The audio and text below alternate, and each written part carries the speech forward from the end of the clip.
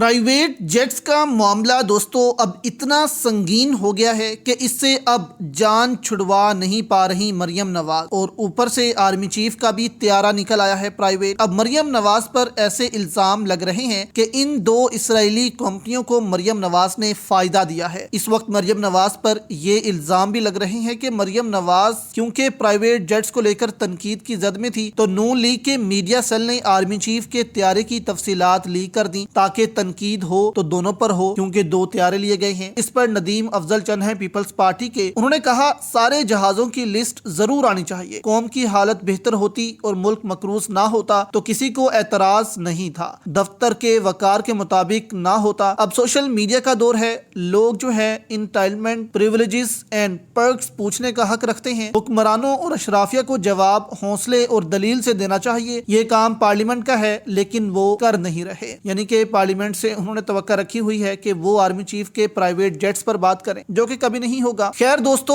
اب دو کمپنیاں جو ہیں وہ سامنے آئی ہیں۔ صحافی جس نے الزام لگایا ہے ان کی بھی آپ کے سامنے تفصیل رکھتے ہیں کہ انہوں نے کیا الزام لگایا ہے۔ پہلے دوستو یہ دو کمپنیاں آپ دیکھ لیں، ایک ہے بلیک روک اور دوسری ہے وینگیو۔ اقوام متحدہ نے ان دو کمپنیوں کے حوالے سے کہا تھا کہ یہ جو دو کمپنیاں ہیں اسرائیل کی، یہ دو کمپنیاں اسرائیلی فوج کو فنڈ کرتی ہیں کہ فلسطین میں جو جینوسائیڈ ہو رہا ہے، جو بچوں کو قتل کیا جا رہا ہے فلسطین میں، ان کے لیے یہ فنڈ کرتی تھیں کہ آپ یہاں آپریشن کریں، یہاں آپریشن کریں، کیونکہ یہ دنیا کی بڑی کمپنیاں ہیں، امیر کمپنیاں ہیں دوستو۔ ان دونوں کے مالک بھی آپ دیکھ سکتے ہیں۔ جو تیسری کمپنی ہے نیچے والی، یہ بھی اسرائیلی کمپنی ہے اور یہ بھی فنڈ کرتی ہے، لیکن ابھی اس کا تعلق ہماری اس خبر سے نہیں ہے۔ تو دوستو یہ ہے ایک بلیک روک اور دوسری ہے وینگیو۔ یہ آپ دیکھ سکتے ہیں کہ بھارتی میڈیا نے بھی اس پر رپورٹ کیا تھا بلیک روک کمپنی پر کہ یہ کیسے فلسطینیوں کو جو ہے وہ مارنے کے لیے اسرائیلی فوجیوں کو فنڈ کرتی ہے۔ اور دوسری کمپنی دوستو وین گارڈ ہے، یہ کمپنی جو ہے یہ بھی فلسطینیوں کو مارنے کے لیے جو ہے وہ پیسہ دیتی رہی، اور اس حوالے سے لوگ پروٹیسٹ بھی کر رہے تھے امریکہ میں، یہ ان کے بینرز بھی آپ دیکھ سکتے ہیں۔ اب اصل خبر کی طرف آتے ہیں کہ یہ ہم نے آپ کو بتایا کیوں ہے، کیونکہ دوستو